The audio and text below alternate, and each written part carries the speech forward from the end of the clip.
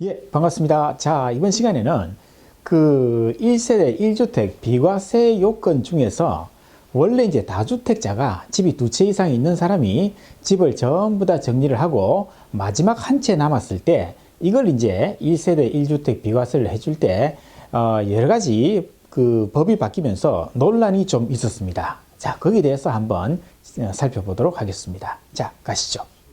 예, 자, 다주택자가 1세대 1주택이 됐을 때 그때 마지막 남은 주택을 팔았을 때 1세대 1주택 비과세 요건 검토하는 게 있지 않습니까? 거기서 문제가 되는 게 마지막 남은 주택의 보유 기간을 어떻게 계산할 것인가, 이게 가장 큰 문제입니다. 자, 그래서 우리가 1세대 1주택 비과세 많이들 들어보셨죠? 이걸 이제 적용하기 위해서는 2년 이상 보유하라, 이 요건이 필요하지 않습니까? 물론 2017년도 8월 3일 이후에 조정 대상 지역 내에 있는 주택을 샀다면은 2년 실거주 요건이 추가로 들어오긴 들어왔습니다만은 어쨌든 1세대 1주택 비과세 요건은 2년 이상 보유라는 거죠. 그럼 2년 이상 보유라고 했을 때 이 보유는 언제부터 언제까지냐라고 했을 때 당연한 거 아니겠습니까? 마지막 남은 이 주택을 취득한 때로부터 판 때, 이게 바로 보유기간 아니겠습니까? 당연한 얘기겠죠. 자, 그러면은. 자, 그래서, 그 다음 페이지 가시면요. 역시 만약에 다주택자가 A, B 두 개의 주택이 있었는데, B 주택을 팔았습니다. 그럼 나머지 A 주택 한 채가 남았죠. 그럼 이 주택은 1세대 1주택이죠. 그럼 1세대 1주택을 이제 팔았습니다. 그때 비과세 요건은 2년 이상 보유하는 거 아니겠습니까? 그럼 보유기간은 당연히 A주택을 취득한 때, 이때부터 시작해가지고 판 때, 요 사이, 요 기간이 보유기간 아니겠습니까? 이건 뭐 당연한 거 아니겠습니까? 그렇죠? 예. 그래서 지금까지는 말이죠. 1세대 1주택 비과세는 2년 이상 보유하면은 비과세인데, 당연히 주택 취득일로부터 양도일까지를 보유기간으로 본다, 이렇게 법으로 되어 있었습니다. 그런데 2019년도 2월 10일 날 소득세법 시행령이 바뀌었습니다. 바뀌어가지고 이제 2021년 1월 1일 이후에 마지막 주택, 마지막 남은 한 채를 팔았을 때는 자, 마지막 1주택이 된 때로부터 이제 보유기간을 계산하라, 이렇게 이제 바뀐 거죠. 자, 그러면요, 그 다음 페이지 가시죠. 그러면 법 조문을 한번 조금만 더 구체적으로 들여다보면요. 자, 소득세법 시행령 154조 5항에 이렇게 규정이 되어 있는데요. 한번 읽어보겠습니다. 2주택 이상을 보유한 1세대가, 다시 말해서 다주택자리 말이죠. 1주택 외의 주택을 모두 양도한 경우에는 양도 후 1주택을 보유하게 된 날부터 보유기간을 계산한다. 그렇죠. 다주택자가 1세대 1주택이 됐는데 나머지 주택을 제외한 마지막 한 채 남은 주택 외의 주택을 모두 양도하면은 이제 주택이 한 채 남겠죠. 그럼 이 한 채를 팔았을 때 보유하는 그 보유 기간 계산은 양도 후 1주택을 보유하게 된 날부터 보유 기간을 계산한다. 그렇죠. 마지막 남은 이 주택이 된 때로부터 카운팅하라, 이 말이죠. 2021년 1월 1일 이후에 양도했을 때, 이렇게 법 조문이 되어 있습니다. 자, 다음 페이지 가시면요. 그래서 결국에는 이 말은, 자, 다주택자 아니겠습니까? 그럼 B주택을 팔았습니다. 팔았으면은 요 시점이 이제 마지막 남은 주택이 된 때 아닙니까? 그렇죠. 그럼 이때부터 이제 2년 이상을 보유하라, 이렇게 이제 법이 바뀌었다는 거죠. 그죠? 원래는 이때부터 취득 아닙니까? 이때부터 보유기간을 따졌는데, 다주택자는 이제 마지막 남은 주택 외의 주택을 이제 다 처분하면은 이제 이 주택은 1세대 1주택이 되는 거 아닙니까? 따라서 1세대 1주택이 된 그 시점부터 2년 이상 보유하는 걸 갖다가 계산을 하라, 이렇게 이제 법이 바뀌었다는 거죠. 그래서 쟁점이 말이죠. 이러다 보니까 이 문구만 보면요. 그래. 2021년 1월 1일 이후에 마지막 주택을 양도하면은, 그죠? 마지막 주택이 된 때로부터 2년 이상 보유하면은 되는구나.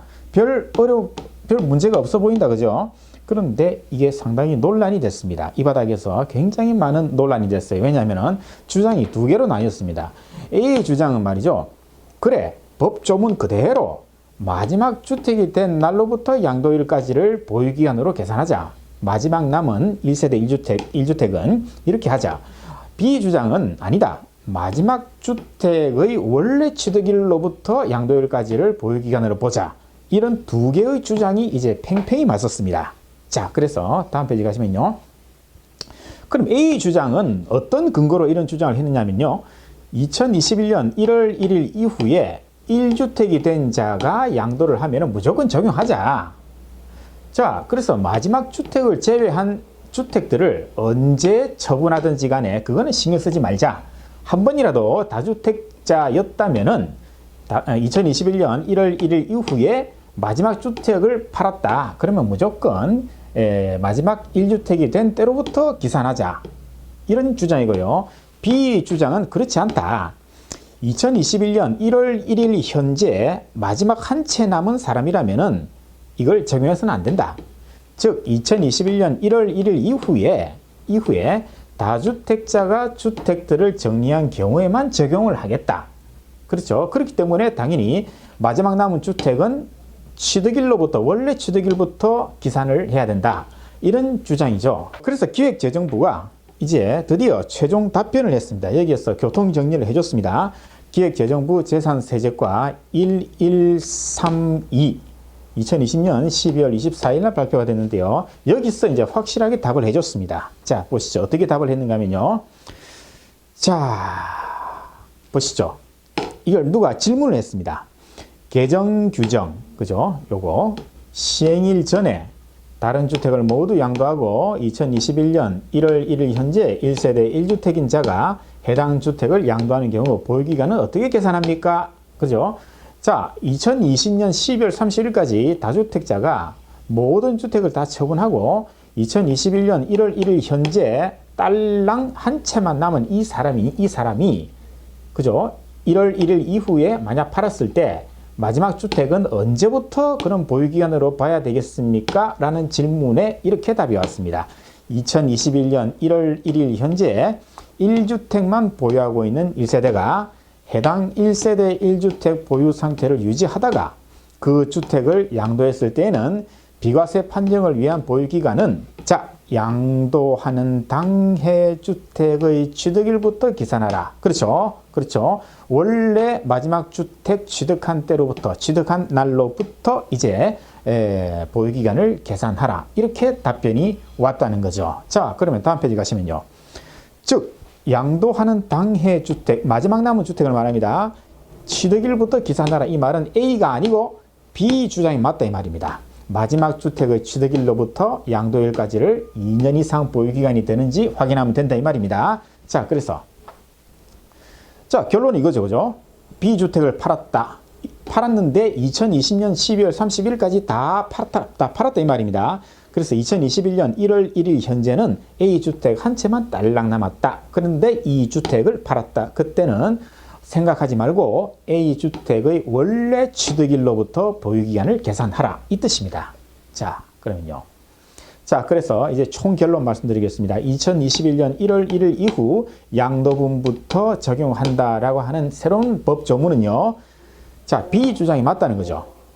2021년 1월 1일 현재 마지막 한 채 남아있는 사람이라면 적용하지 않겠다.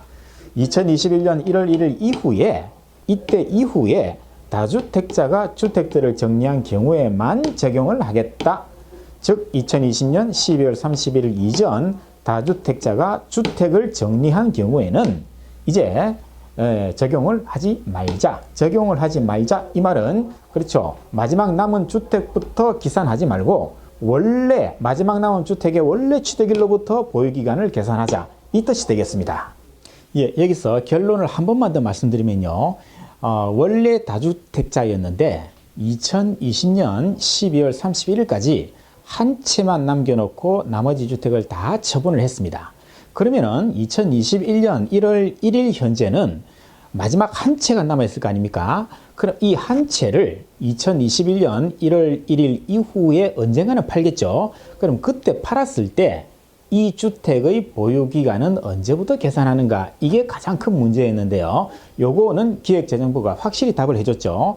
원래 취득한 그때부터 보유기간을 계산하라. 이렇게 되어 있습니다. 그렇게 해서 이제 작년 그러니까 2020년 12월 24일 날 이제 기획재정부가 늦게 답변을 했습니다만은 어쨌든 이 문제에 대해서는 이제 어느 정도 교통정리가 된 것으로 보입니다. 자, 그럼 다음 시간에 또 다른 걸로 찾아뵙겠습니다. 어려운 건 쉽게, 쉬운 건 더 쉽게. Easy to understand.